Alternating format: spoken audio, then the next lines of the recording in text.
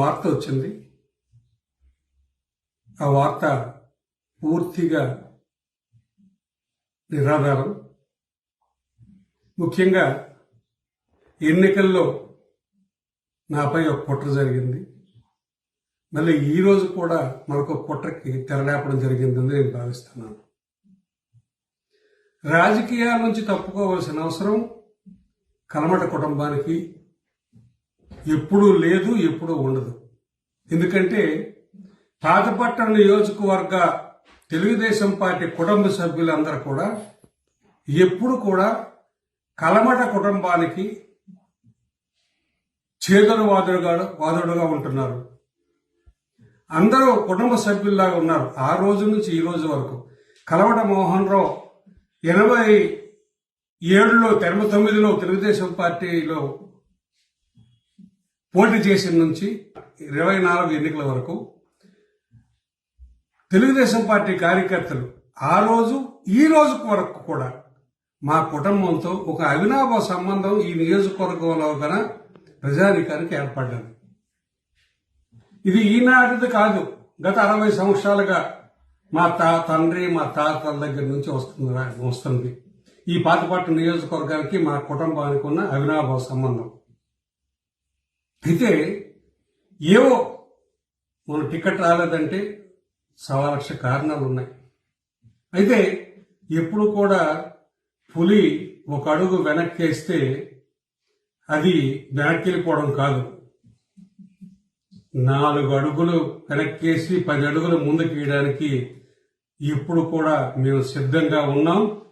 మేము ఇప్పుడు కూడా రాజకీయాల నుంచి తప్పుకునే పరిస్థితి లేదు.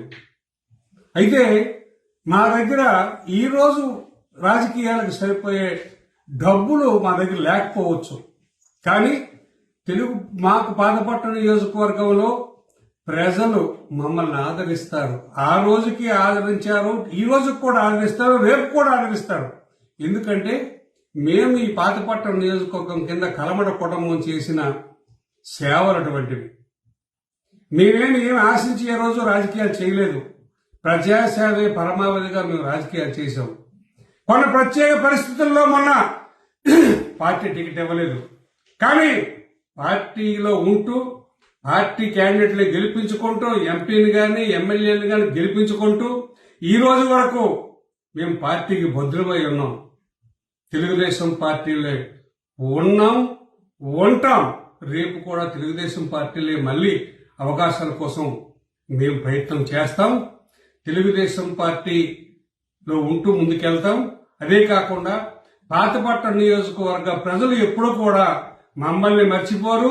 మేము కూడా ఏ రోజు కూడా పాతపట్టణ నియోజకవర్గ ప్రజల్ని వాళ్ళ కష్టకాలని కష్టకాల వాళ్ళకి చేదరవాదులుగా ఉంటూ ఎప్పుడు ప్రజలతో ఉంటాం. కాబట్టి మేము ఎక్కడికి పోయే అవసరం లేదు. మేము రాజకీయాలకు గుడ్ బై చెప్పాల్సిన అవసరం లేదు.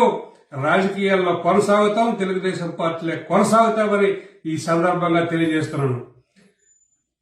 ఎన్ని కుట్రలు పడినా మాది తెలుగుదేశం పార్టీ ఉంటాం.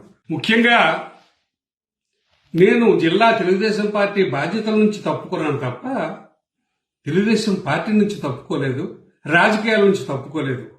ఇది ముఖ్యంగా గమనించవలసిన అందరూ కూడా తప్పకుండా గమనించవలసిందిగా నేను కోరుకుంటున్నాను. నమస్కారం.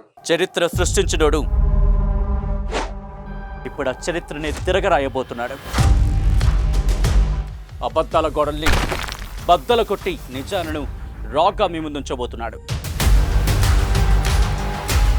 నిజమైన వార్తల కోసం వెంటనే డౌన్లోడ్ చేసుకోండి రా యాప్ని.